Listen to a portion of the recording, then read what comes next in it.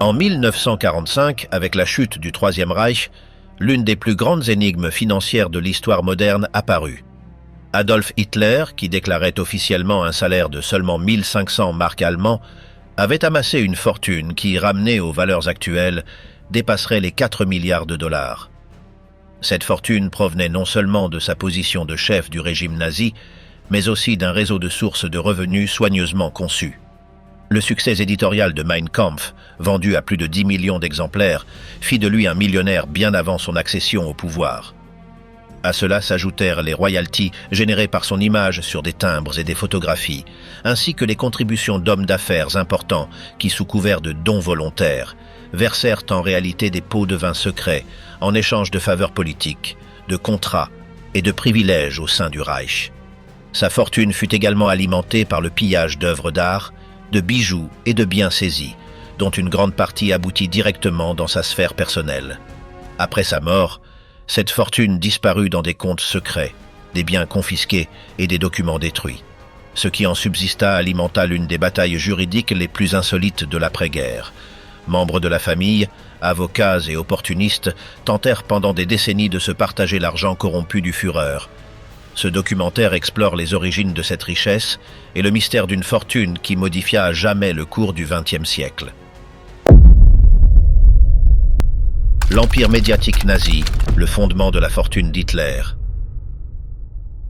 Pour comprendre comment Hitler a pu transformer son image en machine à profit, il est nécessaire de remonter aux origines du système qui le soutenait, la presse allemande. Bien avant les dons des industriels ou le pillage de l'Europe occupée, le dictateur avait compris que le contrôle des journaux et des maisons d'édition lui procurerait non seulement un pouvoir idéologique, mais aussi d'énormes avantages économiques.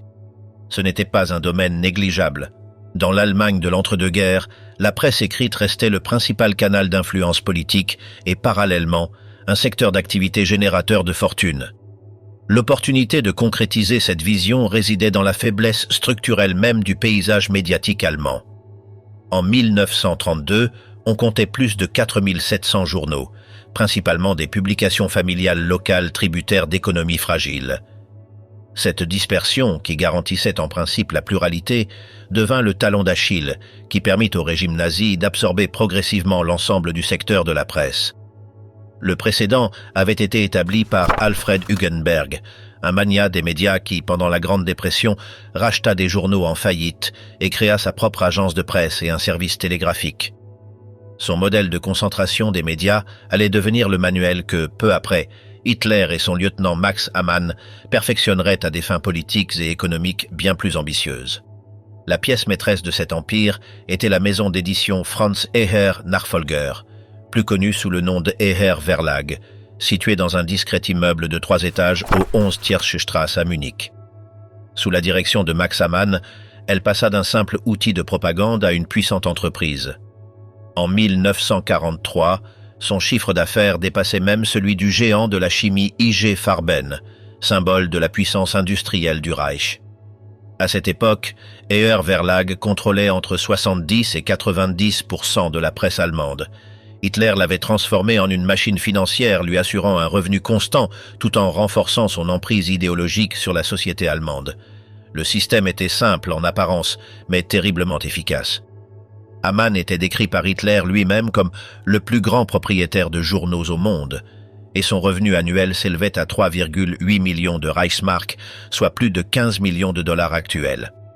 Cependant, des preuves documentaires montrent qu'Hitler obtenait des sommes égales, voire supérieures, grâce à un mécanisme parallèle, le droit d'auteur. Martin Bormann comprit le potentiel de l'exploitation de l'image du Führer comme actif économique. Avec le photographe Heinrich Hoffmann, détenteur absolu du monopole des images officielles, ils créèrent un système de redevances allant des cartes postales et photographies aux timbres et luxueux livres illustrés. Le cas des timbres-poste est révélateur. Bien que chaque redevance fût minime, sa multiplication par millions transforma ce commerce en une source de revenus colossale, ce qui fut initialement présenté comme des numéros spéciaux destinés à financer un prétendu « fonds culturel Adolf Hitler », devint finalement une pratique courante. La quasi-totalité des timbres du Reich portait le visage du dictateur, garantissant ainsi que chaque lettre envoyée en Allemagne génère un profit personnel pour son dirigeant. Ce modèle de monétisation coexistait avec un contrôle éditorial direct. Le Völkischer Beobachter, journal officiel du parti, assurait ses revenus grâce aux abonnements obligatoires de tous les membres du Parti national-socialiste. Ainsi, même si ses ventes commerciales étaient limitées, les caisses du parti, et en fin de compte, celles d'Hitler et d'Hamann, restèrent sûres. Le leader nazi avait accompli un exploit sans précédent. Son idéologie et sa personne étaient financées par les militants qui le suivaient. Mais la richesse du Führer ne dépendait pas uniquement de la presse. Hitler se présentait toujours comme un écrivain, et bien qu'il exagérât en affirmant qu'il s'agissait de sa principale source de revenus, sa plume et son art oratoire devinrent des piliers essentiels de sa fortune personnelle. Au début des années 1930, selon Baldur von Schirach, chef des jeunesses hitlériennes, il facturait environ 800 Reichsmark par article publié. Une somme considérable multipliée par le nombre d'articles parus régulièrement dans les publications DR Verlag. La presse étrangère devint également un canal lucratif. Hitler cultivait soigneusement les relations avec les journalistes internationaux, en particulier ceux désireux de le présenter comme un homme d'État respectable. Parmi eux figurait Lord Rothermere, propriétaire du Daily Mail britannique, qui payait généreusement pour des articles et des interviews exclusifs. La stratégie était claire, de la propagande déguisée en journalisme, mais aussi bien rémunérée. Au-delà de ces articles, l'art oratoire d'Hitler devint une véritable entreprise. Bien qu'il ne demandât jamais directement au parti des honoraires pour ses discours lors de rassemblements de masse, il percevait des « frais » qui fonctionnaient, en pratique, comme un pourcentage des bénéfices de chaque événement. Ce mécanisme lui permettait de gagner des sommes importantes tout en conservant l'image d'un dirigeant altruiste. En privé, ses revenus étaient encore plus importants. Des clubs d'affaires et des organisations politiques lui versaient des honoraires fixes, souvent complétés par des dons de participants influents. Même lors des interviews, Hitler jouait sur la rareté. Il imposait un rationnement délibéré qui gonflait les prix. À l'écrivaine américaine Juna Barnes, par exemple, il exigea un jour 2 $ par mot imprimé, un montant astronomique pour l'époque. La plus grande percée financière, cependant, vint de son livre. En 1924, emprisonné dans la forteresse de Landsberg après l'échec du putsch de Munich, Hitler commença à dicter ce qui deviendrait son manifeste, Mein Kampf. D'abord dicté par son chauffeur, Emil Morris, puis par Rudolf Hess, Max Amann perçoit le potentiel commercial du projet et le promeut avec un esprit d'entreprise qui marquera un tournant. Bien que le titre original, 4 ans et demi de lutte contre le mensonge, la stupidité et la lâcheté, soit invendable, Amann propose la formule la plus simple et la plus convaincante, Mon combat. Le premier volume paraît le 18 juillet 1925, au prix fort de 12 marks, soit le double du prix habituel. La première année, il se vend à 9 473 exemplaires, Hitler percevant 10% de droits d'auteur. Le succès initial est modéré, avec des ventes de plusieurs dizaines de milliers d'exemplaires tout au long des années 1920. Mais tout bascule en 1933. Après sa nomination au poste de chancelier, Mein Kampf passe du statut de livre inconfortable à celui de lecture quasi obligatoire. Fonctionnaires, jeunes mariés et soldats en reçoivent des exemplaires, souvent offerts par l'État ou le parti. En 1945, le livre s'était vendu à près de 10 millions d'exemplaires, générant une fortune colossale dépassant toutes ses autres sources de revenus réunies. Traduit en 16 langues, il atteignit les marchés internationaux, garantissant des droits d'auteur qui continueraient à générer des profits même après la mort du dictateur. Ce qui n'était au départ que les réflexions désordonnées d'un prisonnier politique se transforma en la plus extraordinaire vache à lait de l'histoire politique moderne. Le mythe du grand clientélisme industriel s'effondre. Hitler ne tirait pas sa subsistance de chèques secrets d'entreprise, mais de ses propres mécanismes financiers qui l'avaient rendu millionnaire. Cependant, à la fin de la guerre, une telle richesse n'était plus un symbole de puissance, mais un fardeau. Le dilemme était de protéger un patrimoine colossal, alors que le Reich tout entier s'effondrait sous les bombes alliées. Le mythe du parrainage industriel démystifiait le financement des entreprises par Hitler. Dans les années 1930, tandis que les bénéfices de Mein Kampf alimentaient la fortune personnelle d'Adolf Hitler, l'idée circulait que de grandes entreprises industrielles allemandes finançaient secrètement son ascension politique. Cette croyance, partagée par des témoins contemporains comme par les générations suivantes, contraste avec les données fournies par les documents d'entreprise et les registres financiers de cette période, qui révèlent une réalité bien différente.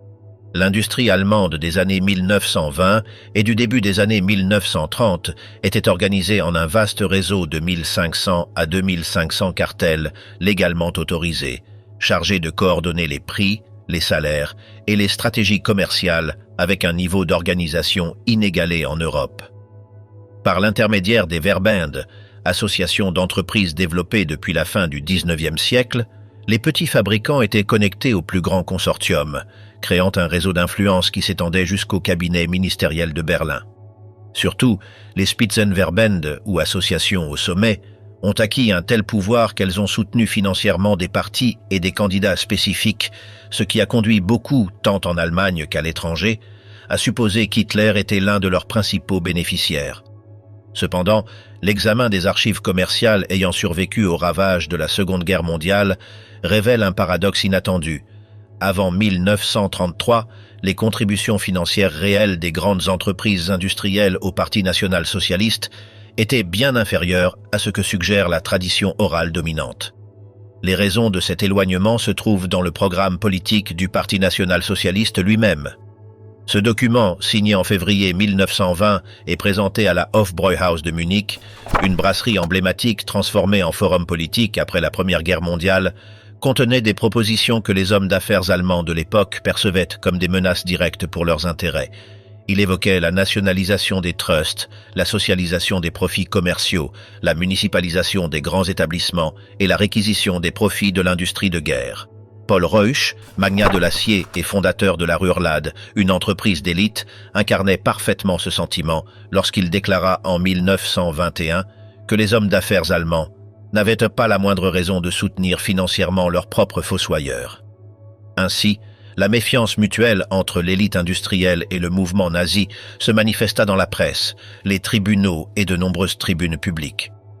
Au lieu de recevoir des chèques confidentiels, Hitler dut se défendre à maintes reprises face à des procès en diffamation intentés par des journalistes qui l'accusaient de recevoir des fonds industriels, notamment de Hugo Stinnes, figure emblématique du capitalisme allemand. Ces accusations, fréquentes lors des années de crise comme 1923, manquaient de preuves, mais elles illustrent le climat de suspicion et la perception collective entourant le financement nazi. Le premier rapprochement sérieux entre Hitler et les milieux d'affaires eut lieu en 1926, après sa sortie de prison et alors qu'il reconstruisait le Parti national-socialiste. À Essen, cœur industriel de la Ruhr, il prononça une série de discours devant des industriels de premier plan, dont Emil Kirdorf, surnommé le Bismarck du charbon, pour son rôle dominant dans l'exploitation minière allemande. D'abord impressionné par la rhétorique du leader nazi, Kirdorf rejoignit brièvement le parti, mais en 1928, suite à de nouveaux affrontements avec les secteurs les plus radicaux du nazisme, notamment la SA d'Ernst Röhm, il abandonna publiquement le projet. Sa démission fut largement relayée par les milieux d'affaires et les médias, sapant l'image de fiabilité économique d'Hitler auprès des grands chefs d'entreprise. Les organisations et entreprises qui affichèrent publiquement leur affinité avec le nazisme, comme la société de pianos Bechstein ou le groupe Borsig, furent rapidement confrontées à des boycotts et à la perte de contrats gouvernementaux encouragés par les syndicats socialistes ou communistes, ainsi qu'à des sanctions sociales. Ce climat de pression a même contraint des personnalités comme Robert Ley, chimiste chez IG Farben, à choisir entre activisme politique et carrière professionnelle, ce qui a entraîné licenciements et représailles. Ainsi, de nombreux sympathisants, pour protéger leurs entreprises, ont choisi d'adhérer au parti et de contribuer discrètement à son financement. Au-delà de ces contributions irrégulières ou de dernière minute, le véritable système financier qui a soutenu la consolidation d'Hitler était plus complexe et ne peut s'expliquer par des contributions massives des entreprises. En réalité, il s'agissait d'une structure composée de 7 réseaux distincts et imbriqués, capables de s'adapter et de réagir aux pressions internes comme aux contrôles externes. L'un des axes clés était ce que l'on appelle le réseau de la Reichswehr, qui désigne le soutien logistique et économique canalisé par l'armée allemande, limité par le traité de Versailles, mais engagé dans son réarmement clandestin. Elle s'appuyait sur le capitaine Karl Mayr, chargé de l'endoctrinement politique de soldats comme Hitler après le conflit, et sur Ernst Röhm, commandant des premières unités SA. Parallèlement, la société Thule, une association ésotérique aux liens militaires et nationalistes, opérant depuis le luxueux hôtel Vier Jahreszeiten de Munich, forma des alliances avec des secteurs navals qui soutenaient financièrement Hitler, bien que poursuivant des objectifs différents, motivés par la lutte entre les intérêts séparatistes bavarois et les projets de restauration nationale. Ces différents réseaux de financement n'empêchèrent pas Hitler de faire face à de graves problèmes personnels. Au début des années 1930, Hitler avait accumulé des dettes fiscales s'élevant à des centaines de milliers de marks, auxquelles s'ajoutaient des factures impayées à l'hôtel Kaiserhof, où il résidait à Berlin avant son accession au pouvoir. La solution fut trouvée grâce à Julius Schaub, son fidèle assistant, qui négocia un arrangement fiscal unique. Après avoir annoncé publiquement le don de son salaire de chancelier à des œuvres caritatives, les autorités lui accordèrent une exonération fiscale totale, une décision sans précédent officialisée en décembre 1934 par le président de l'Office des finances de l'État bavarois, le docteur Ludwig Mir. Hitler fut ainsi placé hors de portée de l'impôt ordinaire, tandis que les citoyens supportaient des charges fiscales croissantes pour soutenir l'État. Le contraste entre le luxe d'Hitler et la privation du peuple allemand s'accentua après 1933. Alors que la majorité de la population subissait des restrictions alimentaires et des pénuries croissantes, Hitler consolida un mode de vie marqué par les privilèges. Au Berghof, sa résidence alpine, il employait une cinquantaine de personnes et bénéficiait d'un confort inaccessible au commun des mortels. À cela s'ajoutait son attention particulière pour Eva Braun. En 1936, il lui acheta une maison, lui assura une généreuse rente mensuelle et lui offrit même une Mercedes cabriolet. Ces gestes, conjugués aux banquets privés et au luxe constant, révélèrent la profonde distance entre l'image publique d'austérité projetée par le Führer et l'opulence réelle dans laquelle il vivait. Lors des célébrations officielles, son ostentation était particulièrement manifeste. Pour son 50e anniversaire, par exemple, Albert Speer, architecte et futur ministre de l'Armement, évoqua des tables chargées d'œuvres d'art, de sculptures et de peintures, ainsi que d'énormes quantités de café, de thé et de cacao, des produits difficiles d'accès pour la population pendant la guerre. Ce culte de la personnalité était renforcé par l'octroi de cadeaux, de présents et de privilèges qui, loin d'être de simples hommages, s'inscrivaient dans un système de loyauté fondé sur la redistribution des biens et des faveurs obtenues par le régime par la pression économique. En 1941, Hitler proclama qu'il menait une existence simple dans sa vie privée, mais que la dignité de sa fonction l'obligeait à se distinguer de son entourage. Par cet argument, il cherchait à justifier l'extravagance des résidences, des véhicules et des cérémonies, alors que la population allemande était contrainte à une vie de plus en plus austère en raison du conflit. Parallèlement à la croissance de ses revenus, Hitler mit en place d'autres mécanismes destinés à accroître sa fortune, le plus notable étant l'Adolf Hitler Spende der Deutschen Wirtschaft, le fonds de dons d'entreprise officiellement créé après une réunion à la résidence d'Hermann Göring le 20 février 1933. Sous la pression, et après une harangue de 90 minutes, les industriels présents acceptèrent sans discussion de transférer immédiatement 3 millions de marks. Gustav Krupp von Bohlen und Albach en promit 1 million. IG Farben en apporta 400 000 et d'autres complétèrent la somme. Le banquier Hjalmar Schacht, futur architecte financier du régime, gérait ses fonds sous le nom de National Treuhand, ancêtre direct de Hitler Spende, dont Krupp assurerait plus tard la coordination permanente. Cette stratégie, bien que présentée comme un don volontaire, devint une sorte de tribut régulier, sous peine de représailles si les exigences du pouvoir n'étaient pas satisfaites. Ainsi, des cotisations équivalent à 0,5% de la masse salariale de 1932 furent institutionnalisées et augmentées au fil du temps, consolidant un double système de collecte, officiel et parallèle, dans lequel l'image publique et le bien-être personnel d'Hitler dépendaient tous deux de la collaboration forcée des entreprises. Ces fonds, bien que destinés à soutenir les SA, les SS et les jeunesses hitlériennes, ainsi que l'organisation interne du parti, servait en grande partie à alimenter le cercle intime du Führer, et une part substantielle fut directement intégrée à ses fonds privés, remplaçant même les revenus de Mein Kampf comme principale source de richesse. Ainsi, la frontière entre patrimoine public et privé s'estompa, tandis que la machine de propagande justifiait richesse et excès par des manifestations de gratitude nationale ou de mérite personnel. La grande ironie est que l'image d'Hitler, encore perçue aujourd'hui comme le produit de la collusion des entreprises, était en réalité le résultat d'une combinaison de ruses éditoriales, de manipulations institutionnelles et de pressions économiques systématiques. Le mythe du grand mécénat industriel s'effondre. Il n'était pas soutenu par des chèques secrets d'entreprise, mais par sa propre machine financière qui a fait de lui un millionnaire. Mais vers la fin de la guerre, cette richesse a cessé d'être un symbole de pouvoir et est devenue un problème. Le dilemme de savoir comment protéger une fortune colossale pendant que le Reich tout entier s'effondrait sous les bombes alliées. Le Führerbunker est l'incendie des secrets financiers d'Hitler.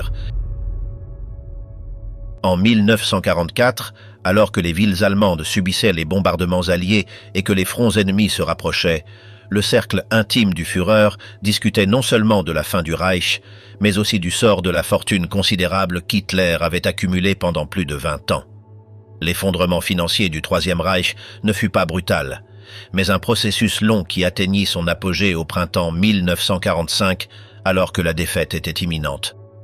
Dans les dernières semaines d'avril de cette année-là, sous la chancellerie de Berlin et face à l'avancée soviétique toujours plus proche, le Führerbunker devint le théâtre de décisions urgentes.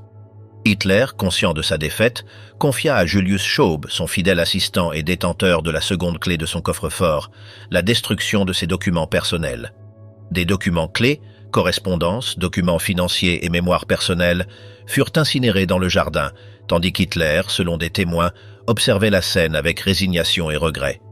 Cependant, des documents non identifiés furent remis séparément à Schaub, suggérant que certains aspects de son héritage financier étaient destinés à survivre. Simultanément, l'opération Serail avait été lancée. Cette mission avait permis d'évacuer une grande partie de son personnel et de ses documents confidentiels vers Berchtesgaden, sa retraite alpine en Bavière. Les dossiers les plus sensibles voyageaient dans des caisses en acier, réparties sur 2 Junkers Ju 352. Un seul parvint à Salzbourg sans encombre, l'autre, piloté par Friedrich Gundelfinger et avec le valet Wilhelm Arndt parmi ses membres d'équipage, s'écrasa près de la frontière tchèque. Cet accident entraîna la perte irrémédiable de documents opérationnels, d'actes, de procuration et surtout de correspondances commerciales et financières de grande valeur politique, car une grande partie concernait directement Hitler et pas seulement le parti. Parallèlement, les dernières lettres d'Eva Braun, écrites entre le 22 et le 23 avril, révélèrent un réseau de transactions financières jusque-là inconnu. Braun ordonna la distribution de ses bijoux et exigea la destruction de ses propres documents commerciaux, laissant entendre des transactions courantes. D'une part, la possibilité de recevoir une pension régulière d'Hitler ou de sa sœur Gretel, et d'autre part, la relation d'affaires avec Heinrich Hoffmann, le photographe du régime, dont la publication de photos générait des profits partagés entre les sœurs. Le 29 avril, à l'approche de l'Armée rouge, Hitler dicta ses testaments politiques et personnels. Il y stipulait que tous ses biens de valeur seraient transmis au parti ou à l'État, à une exception importante, sa collection de tableaux réservée à une galerie de Linz. Martin Bormann, secrétaire particulier d'Hitler et figure clé de la bureaucratie nazie, fut nommé exécuteur testamentaire unique, une autorité fondamentale dans la phase finale du régime. L'évacuation de ces testaments devint une véritable odyssée. 3 messagers, dépourvus de documents et de ressources, quittèrent le bunker cet après-midi-là. Wilhelm Zander devait remettre sa copie à l'amiral Dönitz. Willy Johann Mayer recherchait le maréchal Schörner, et Heinz Lorenz disposait d'autres itinéraires pour rejoindre le territoire allié. Après avoir pénétré les lignes soviétiques et s'être cachés près du lac Havel, ils ne parvinrent à atteindre la zone ouest que longtemps après la reddition officielle. Le destin de chacun de ces messagers révèle le chaos de cette époque. Zander enterra les documents dans une malle près du lac Tegernsee avant d'emprunter une fausse identité. Johann Mayer dissimula les siens dans une bouteille en verre sous la terre de son jardin à Iserlohn, et Lorenz disparut temporairement des radars alliés. Pendant ce temps, Wilhelm Mohnke, le commandant du bunker, fut chargé de protéger un 4e exemplaire des testaments et une cache de diamants. Le paquet étanche dissimulé sous son uniforme, termina son voyage entre des mains inconnues lors de cette fuite chaotique, laissant derrière lui des documents et des bijoux parmi les plus convoités. À mesure que l'occupation alliée progressait, le puzzle documentaire commença à se reconstituer, en grande partie grâce aux efforts britanniques menés par l'historien Hugh Trevor Roper. Lorenz fut arrêté à Hanovre, son exemplaire cousu sur ses vêtements.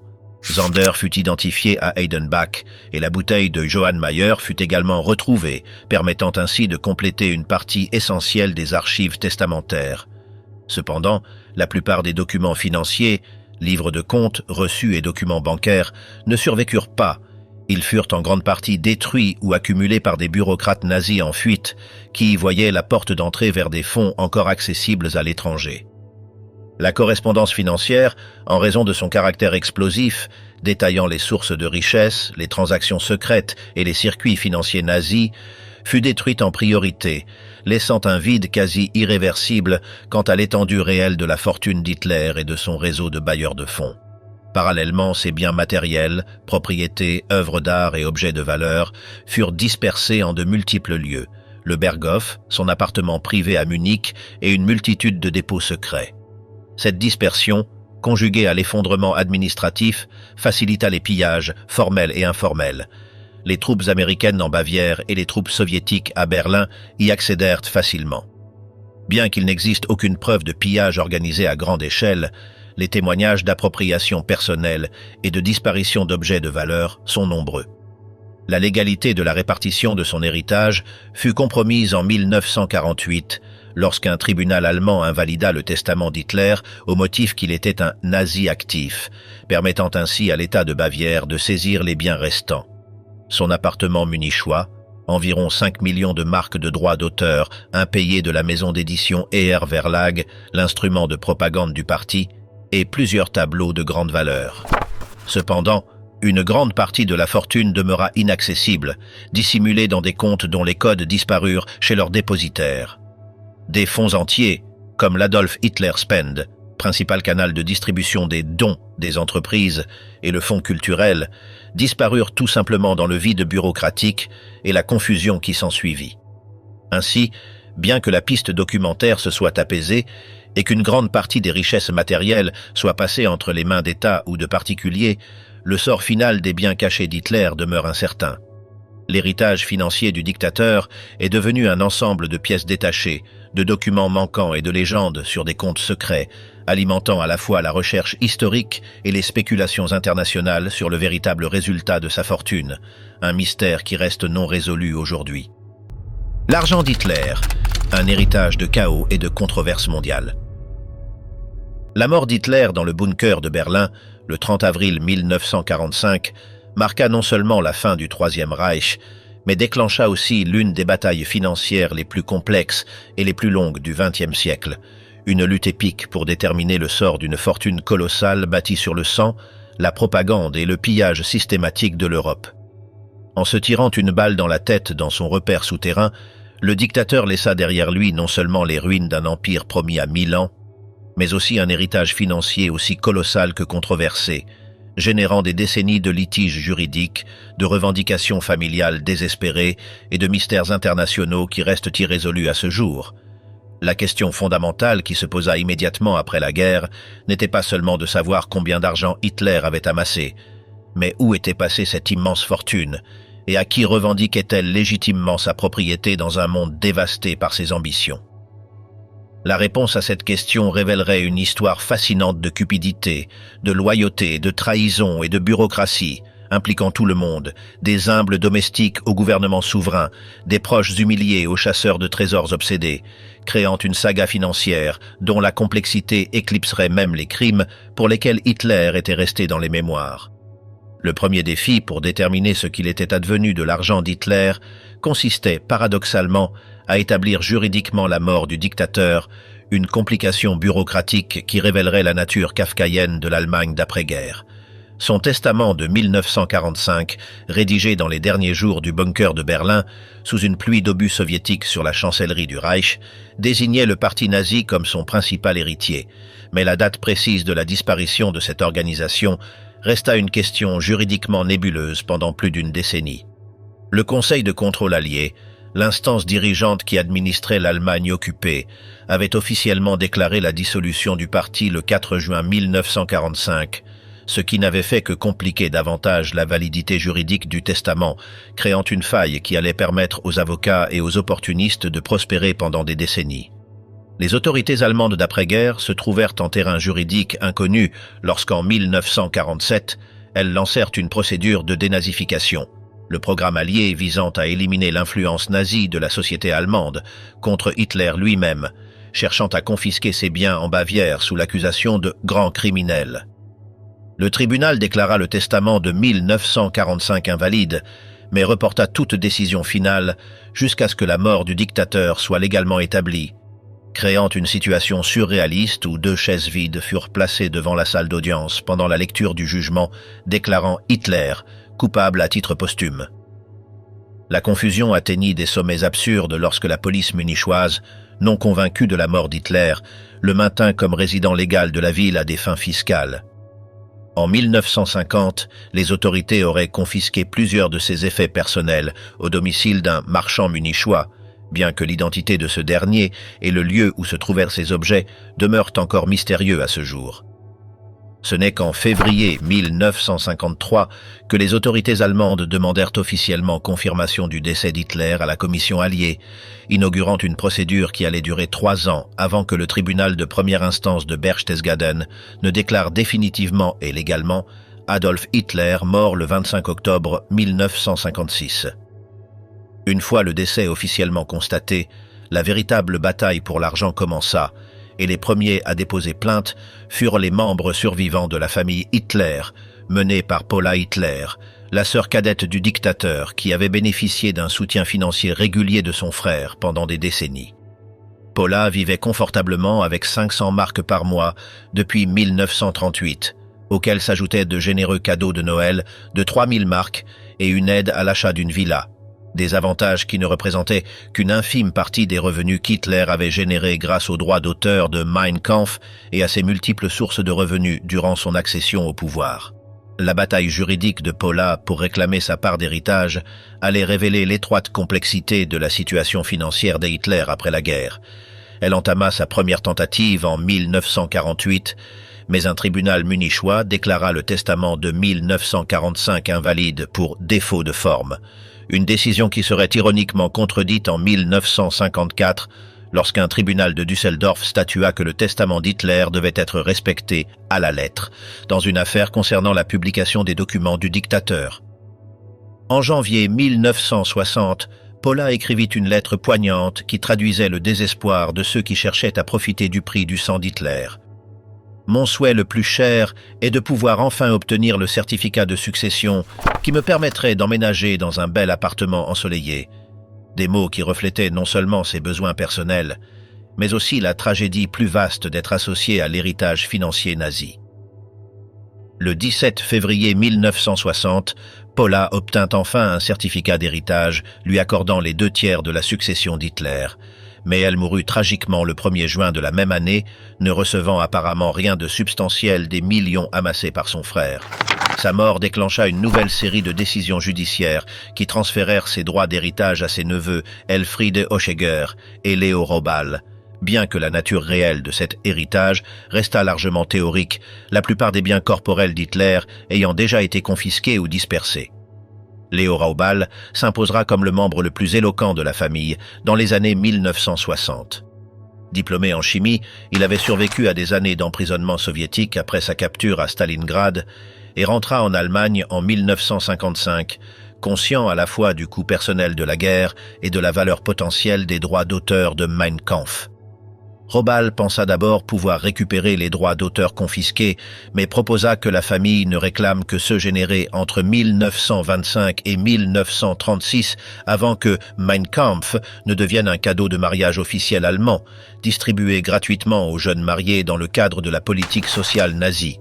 Les négociations familiales, sous la médiation de l'historien Werner Maser, révélèrent la cupidité qui pouvait corrompre même les victimes du régime nazi lorsque Maser proposa de reverser les droits d'auteur des ventes forcées d'après 1936 à des orphelinats et à des survivants de l'Holocauste, une suggestion qui aurait pu offrir une certaine rédemption morale à cet héritage corrompu. Cependant, les négociations échouèrent lorsque Léo Robal exigea que tout l'argent lui soit versé directement pour être réparti selon la lignée familiale. Maser se souviendra plus tard, Robal voulait 50% pour lui-même, illustrant comment les sommes colossales en jeu pouvaient corrompre même les meilleures intentions. Tandis que les familles se disputaient les miettes légales de la fortune d'Hitler, une part importante de l'argent avait emprunté des chemins bien plus complexes et mystérieux qui allaient révéler la véritable sophistication de l'empire financier bâti par le dictateur. Par l'intermédiaire des Herr Verlag, la maison d'édition du parti nazi, Hitler avait établi un réseau international de comptes bancaires et de sources de revenus qui s'étendaient bien au-delà des frontières du Reich, créant des flux de trésorerie de plus en plus difficiles à retracer à mesure que la guerre progressait et que les restrictions financières internationales s'intensifiaient. Hitler détenait sans aucun doute au moins un compte étranger pour Herr Verlag, et il est fort probable qu'il en possédait d'autres, peut-être gérés par Max Amann, son représentant, ce qui complexifiait les questions de propriété qui persistent encore aujourd'hui. Directement ou par l'intermédiaire des Herr Verlag, Hitler percevait d'importantes redevances pour Mein Kampf de sources étrangères.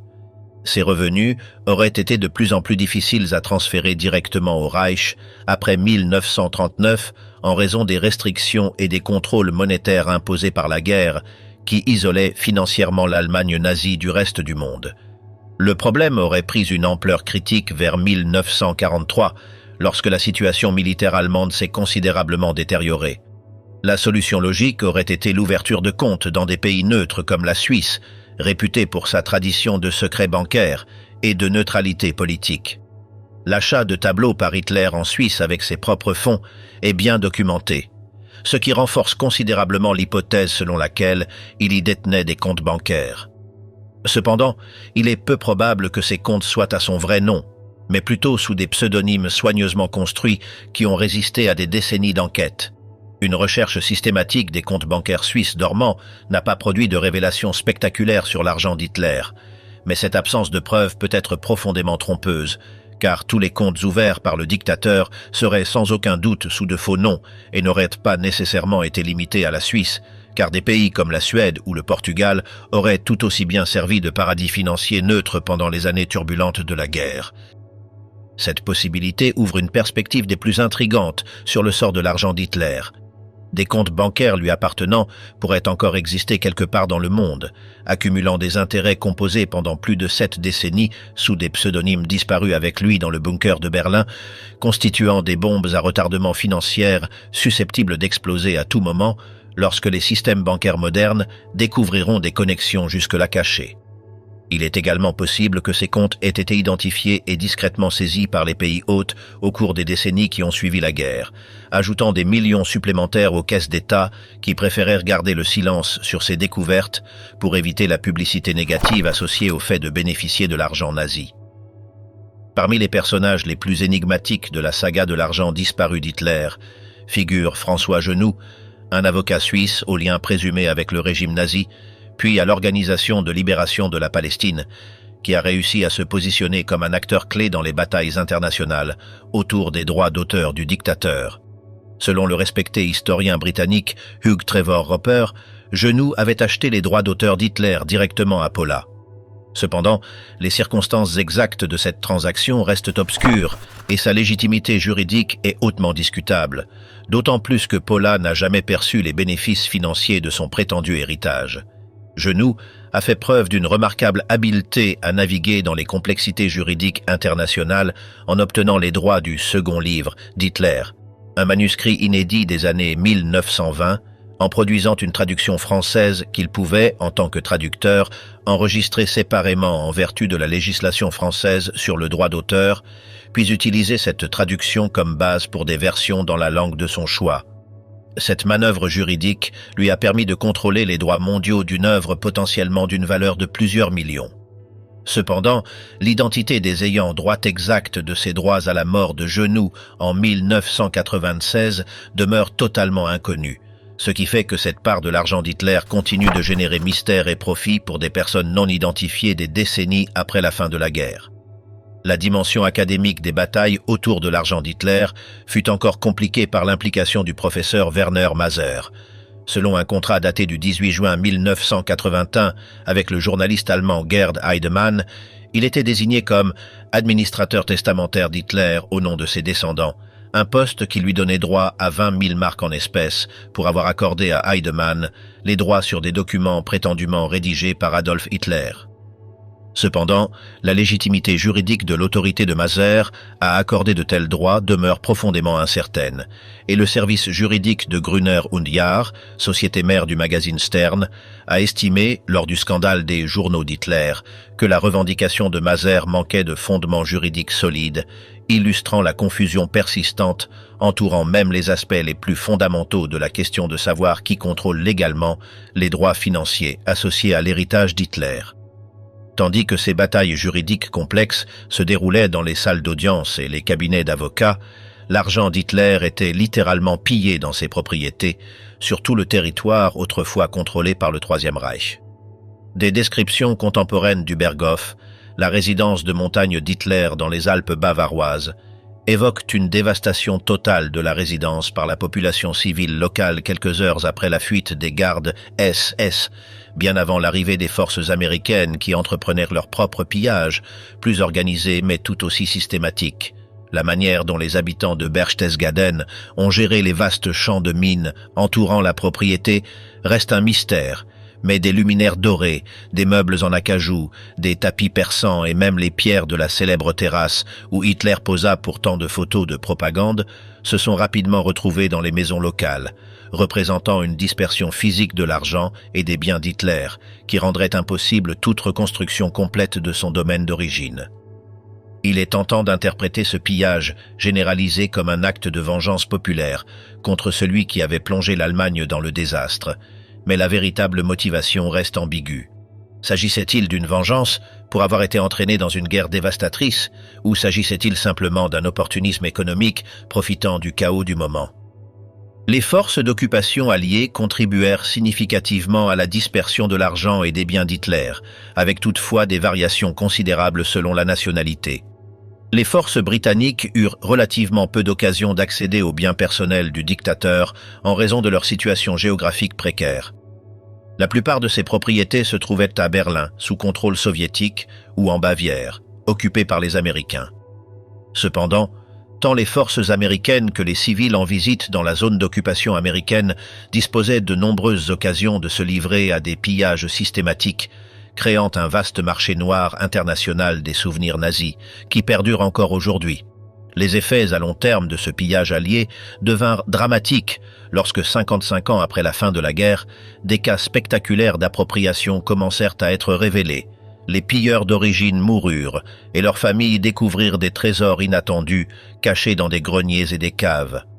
Ces révélations donnèrent lieu à de complexes batailles juridiques sur la propriété légitime et soulevèrent de profondes questions éthiques quant à la moralité de tirer profit d'objets volés au régime nazi, tout en démontrant comment les biens matériels d'Hitler avaient été littéralement dispersés à travers le monde, par des voies légales et illégales. Les soviétiques, qui contrôlèrent Berlin et donc le Führerbunker sous la chancellerie du Reich, ont eu accès à ce qui restait du dernier refuge d'Hitler, bien qu'il soit peu probable que le bunker ait contenu une valeur monétaire directe en avril 1945. Les Russes ont cependant saisi la plupart des dossiers du régime nazi, des documents qui auraient pu fournir des indices cruciaux sur la structure de l'empire financier d'Hitler, la localisation des comptes bancaires cachés et le sort des millions d'actifs transférés durant les derniers jours chaotiques du Reich. Ces dossiers restent largement inaccessibles dans les archives russes à ce jour, ce qui garantit que les questions fondamentales sur le sort exact de l'argent d'Hitler pourraient ne jamais recevoir de réponse définitive. L'une des ironies les plus extraordinaires de toute la saga financière d'Hitler est que le Trésor américain a directement bénéficié des royalties de Mein Kampf pendant la période de confiscation des biens nazis, faisant du gouvernement américain un bénéficiaire involontaire, mais lucratif du manifeste rédigé par l'homme qui avait mené le monde dans sa guerre la plus destructrice. Pendant plusieurs années, dans les années 1940, les bénéfices des ventes du livre sur le territoire sous contrôle américain ont afflué directement dans les caisses américaines, créant la situation profondément absurde selon laquelle le pays qui avait mené la coalition contre Hitler tirait littéralement profit de ses écrits. Cette ironie était aggravée par le fait que les mêmes forces d'occupation américaines qui mettaient en œuvre des politiques officielles visant à empêcher tout nazi de tirer profit de ses activités en temps de guerre étaient simultanément parmi les plus agressives dans le pillage personnel des biens d'Hitler. Cela créait une contradiction fondamentale entre la politique officielle et le comportement réel sur le terrain, reflétant la confusion générale quant à la gestion de la quasi-totalité des aspects de l'héritage du dictateur. La plupart des biens officiellement reconnus d'Hitler furent finalement transférés à l'État allemand de Bavière entre 1948 et 1951, bien qu'aucun compte rendu détaillé de ce transfert ne fut jamais publié, préservant ainsi un certain secret d'État qui persiste encore aujourd'hui. Parmi les biens connus figuraient le complexe du Berghof et d'autres biens immobiliers acquis par Hitler, les vestiges de sa collection d'art, dont une grande partie avait été détruite par les bombardements alliés ou pillés pendant l'occupation, des fonds provenant de comptes liés à ER Verlag, et plus précieux à long terme, les droits d'auteur de Mein Kampf et d'autres publications qui allaient continuer à générer des revenus substantiels pendant des décennies. L'État de Bavière revendique officiellement la propriété des droits d'auteur sur l'ensemble des œuvres publiées par Hitler, bien que cette revendication soit vigoureusement contestée par les héritiers du dictateur et des universitaires comme Werner Maser, qui soutient que les procédures légales en vigueur n'ont pas été respectées lors du transfert initial de ces droits du patrimoine privé à l'État. Ce litige juridique a créé une situation où l'État bavarois agit comme un gardien vigilant contre toute exploitation commerciale de l'héritage hitlérien, tout en bénéficiant financièrement des redevances générées par les ventes légales de Mein Kampf à des fins éducatives et de recherche historique. Le complexe du Berghof reste aujourd'hui sous le contrôle de l'État, certaines parties étant louées à des exploitants agricoles locaux, tandis que les ruines de la résidence principale sont devenues un lieu de pèlerinage problématique pour les néo-nazis, jusqu'à leur démolition définitive pour empêcher leur utilisation comme sanctuaire. Manifestant le pragmatisme allemand moderne, l'État bavarois a annoncé en 2000 son intention de construire un hôtel de luxe et un golf sur une partie du site, un projet de 60 millions de dollars qui constituait une tentative de convertir le tristement célèbre patrimoine historique de la région en un tourisme légitime, tout en évitant soigneusement toute glorification du passé nazi.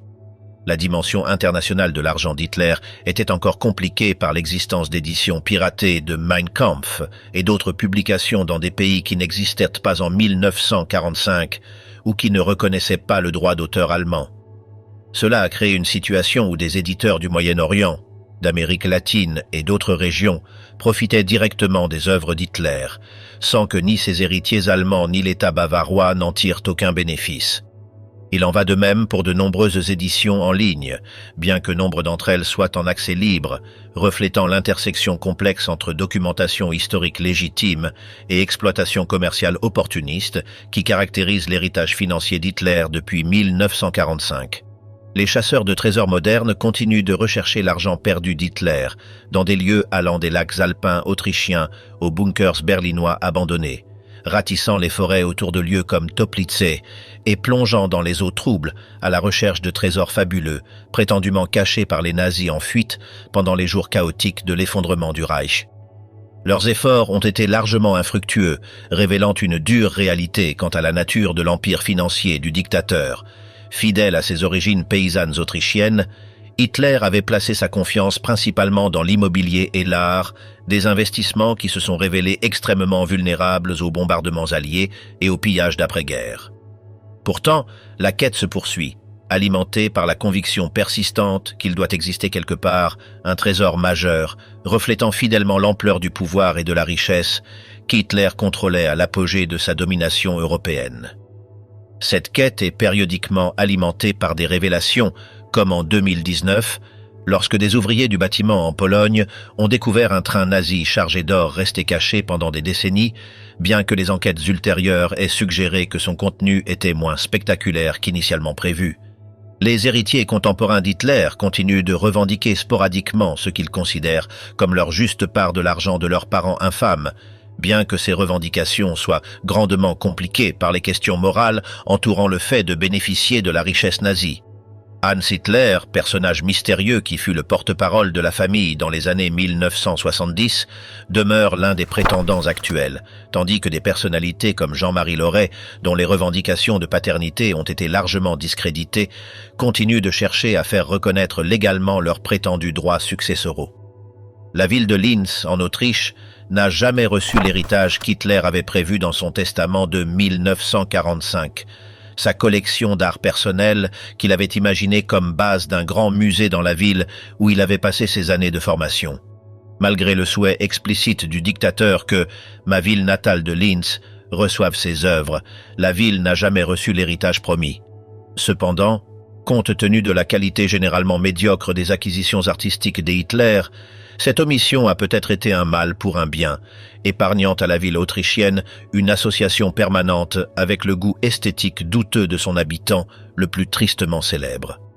Des décennies après la fin de la Seconde Guerre mondiale, la question de savoir ce qu'il est exactement arrivé à l'argent d'Hitler reste aussi complexe et multiforme que jamais, de nouveaux aspects de l'histoire apparaissant périodiquement à mesure que des dossiers sont déclassifiés, que des familles découvrent des trésors cachés et que des chercheurs universitaires découvrent des liens jusque-là inconnus. Cette saga a impliqué des gouvernements sur plusieurs continents, généré des centaines de procès, enrichi des dizaines d'avocats spécialisés et frustré d'innombrables chercheurs qui ont consacré leur carrière à percer les mystères financiers du Troisième Reich. L'ironie suprême de cette histoire extraordinaire réside dans le fait qu'un homme qui cherchait à exercer un contrôle micromanagérial sur pratiquement tous les aspects de la vie allemande, de l'architecture urbaine aux décisions individuelles en matière de procréation, a laissé derrière lui un héritage financier marqué par le chaos total, une incertitude juridique perpétuelle et une dispersion incontrôlable des actifs à travers le monde. Le Reich, conçu pour durer 1000 ans, n'a même pas réussi à assurer le transfert ordonné de la fortune personnelle de son chef suprême, créant au contraire une situation où les revendications concurrentes, les différends internationaux et les questions morales fondamentales continuent de se multiplier au lieu d'être résolues, garantissant que la question de l'argent d'Hitler reste aussi pertinente et controversée aujourd'hui qu'elle l'était au lendemain de sa mort dans le bunker de Berlin il y a près de 8 décennies.